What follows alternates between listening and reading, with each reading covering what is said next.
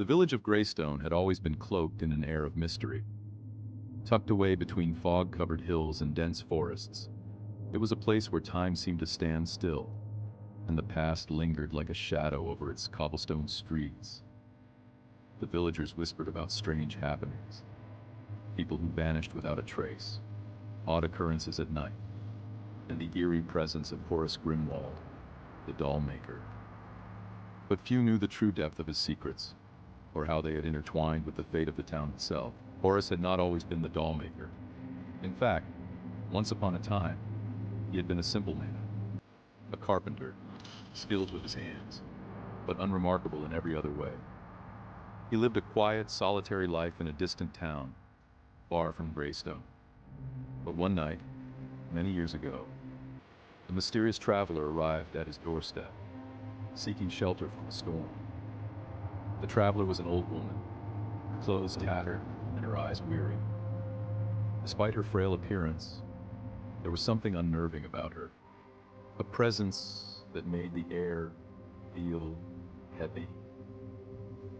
Out of kindness, Horace invited her in, offering food and warmth by the fire. As they spoke, the old woman revealed herself to be more than she appeared. She was a witch, cursed with a terrible burden. She had once created lifelike dolls, beautiful and perfect in every way. But in her arrogance, she had sought to imbue them with life. Magic backfired, and her creations turned on her, taking her soul and leaving her a hollow shell of herself. Desperate to be free of her fate, she offered Horace a choice. Either she would bestow upon him her knowledge, allowing him to continue her dark work, or he could face the same fate she had suffered. In a moment of fear and temptation, Horace chose the former. From that night on, Horace Grimwald was no longer an ordinary man. He was bound to the craft of creating dolls. Dolls that required a terrible price to remain perfect. Each one demanded a soul. As time passed, Horace's own soul began to wither, and the only way to stave off his own demise was to continue the work, trapping the souls of others in his creations. The witch had not just given him the craft, she had passed on her curse. And so, Horace wandered from town to town, leaving a trail of hollow-eyed dolls in his wake until he came to Greystone.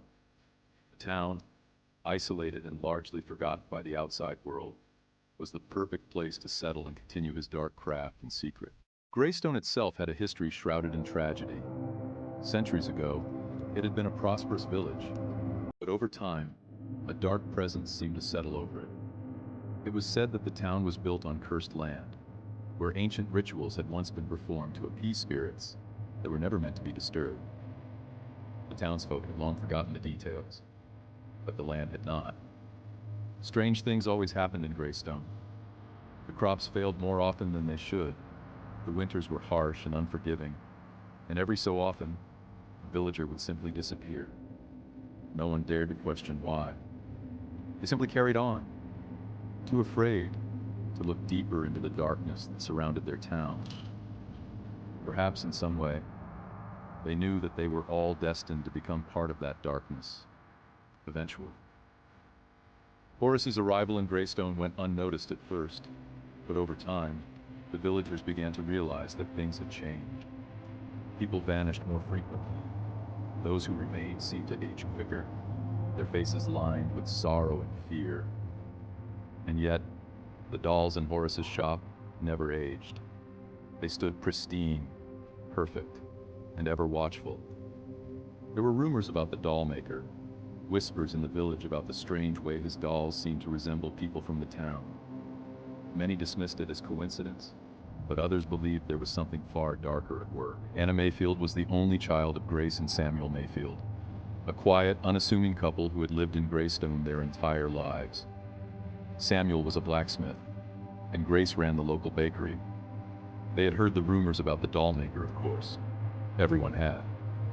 But, like many of the townsfolk, they chose to ignore them. After all, life in Greystone was hard enough. without dwelling on the strange happenings that lurked in the shadows. Little Anna Mayfield was one of those children who couldn't resist the allure of the Dollmaker's creations.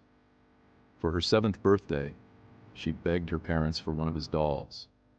Hesitant but unable to refuse her excitement, they purchased a doll for her. A girl with golden curls, dressed in a soft blue gown. But what struck Anna most were the doll's eyes. They were just like hers. Grace had been uneasy about buying Anna a doll from Horace Grimwald's shop. They had given in, thinking it would be harmless. How could a doll hurt anyone? It was just a toy. That night, Anna proudly placed the doll on her shelf, tucking it in for the night, as if it were real. As the house settled into quiet, the ticking of the clock, the only sound, Anna drifted off to sleep. But somewhere in the silence, there was another sound. Soft, almost imperceptible. The faint click, click, click of tiny footsteps on the wooden floor. Anna stirred but didn't wake. The footsteps grew louder, more deliberate, until they stopped at the foot of her bed. Slowly, her eyes fluttered open, adjusting to the darkness. Her heart froze as she saw the doll standing there, its glass eyes gleaming in the moonlight. Anna! A soft voice whispered, though no one else was in the room. Anna! Panicking, she blinked hard, sure she was dreaming. But when she opened her eyes again, the doll was still there, now closer, its tiny hand outstretched as if reaching for her. Anna screamed, kicking the doll away. It fell to the floor with a dull thud, its head turning toward her even as it lay on its back. She ran to her parents' room, trembling. But when they returned to her room, the doll was back on the shelf, perfectly still, as though it had never moved. Her parents dismissed her terror as a nightmare, but Anna knew better. The doll wasn't just a toy, it was something more, something alive. But from the moment Anna received the doll, Grace noticed a change in her daughter. Anna became withdrawn, spending more and more time in her room, whispering to the doll as though it could respond. The lively spark in her eyes dimmed, replaced by a haunted look that Grace couldn't explain. Samuel dismissed it as childish imagination, but Grace's instincts told her something was wrong. The following week, as the doll sat on her shelf back in the box, its blank eyes seemingly following Anna's every move, Anna decided to return it. She decided she would take it to school and go to the Dollmaker's shop right after school. Her heart was pounding as she carried the doll back to the shop, the air around her growing colder with every step. When she entered the dimly lit store, Horace Grimwald was waiting behind the counter, as though he had expected her. "You don't want her anymore?" He asked, his voice soft, his eyes unnerving. It moved. Anna whispered, clutching the doll tighter, despite her fear. It talked. The Dollmaker's smile widened, but his eyes darkened. "All of my dolls are special, Anna. They have a piece of life in them, a piece of someone real." Confused and frightened, Anna asked. What do you mean? Horace gestured to the rows of dolls lining the shelves, each one more lifelike than the last. "Do you recognize them?" He asked. And as Anna looked closely, she gasped. The dolls were not just ordinary creations. They were the spitting image of people from her town, people she had seen at the market, her teacher from school, and even her neighbor, Mrs. Caldwell, who had mysteriously disappeared a year ago. She looked down at the doll in her arms and felt a deep chill crawl up her spine. The golden-haired doll. It was her, a perfect replica of her, down to the faint birthmark on its wrist. How is this possible? The Dollmaker's smile never wavered. "A piece of their soul goes into each one. He explained. In exchange for their likeness, they lose a part of themselves. Sometimes, when they've given enough, they disappear altogether." Anna's eyes widened in horror as she realized the truth. The dolls weren't just toys, they were prisons. And the people who vanished, like Mrs. Caldwell, hadn't just left town. Their souls had been trapped inside the dolls, forever bound to the Dollmaker's creations. Desperate to escape, Anna dropped the doll on the counter, her hands shaking. "I don't want it!" she cried, turning to flee the shop. But as she reached the door, the dollmaker's voice stopped her cold. Anna, He said, his tone suddenly icy. you can't leave. You're part of the collection now. She turned to see the doll, her doll, standing on the counter, its tiny hand reaching for her once more. And behind it, the other dolls on the shelves began to stir, their eyes following her, their faces frozen in eerie smiles.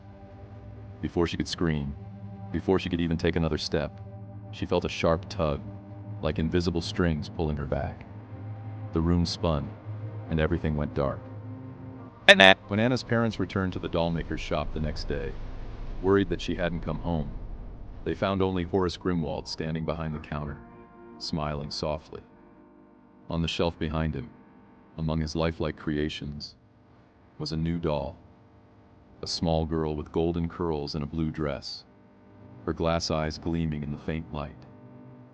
For now, though, Horace continued to smile, handing the doll back to Anna's parents with a cryptic warning. Take good care of her. She's special. Unbeknownst to Grace, Anna was not the first child to experience the dollmaker's creations, nor would she be the last. Greystone's fate was tied to Horace Grimwald's curse, and the town itself was a wellspring of restless souls. The land was cursed, and its people were the fuel that kept the curse alive. Every doll in Horace's shop represented a person who had vanished, each one a reminder that no one in Greystone could escape their destiny. Horace Grimwald was merely the caretaker of the curse, a puppet himself, trapped in a cycle of soul-stealing and creation that he could never break. The town would continue to feed his dark work, its people forever entwined in the web of magic and death that had bound Greystone for centuries. But Anna's arrival at his shop had stirred something in him. She was different somehow, perhaps because of her innocence, or perhaps because the curse was reaching its end. The doll of Anna was special, just as he had said, but not because it was another creation. It was special because it marked the beginning of the end. The time was approaching when Horace would have to face the final reckoning. And when that day came, the doll of himself would awaken, and the curse would be passed on to the next unfortunate soul.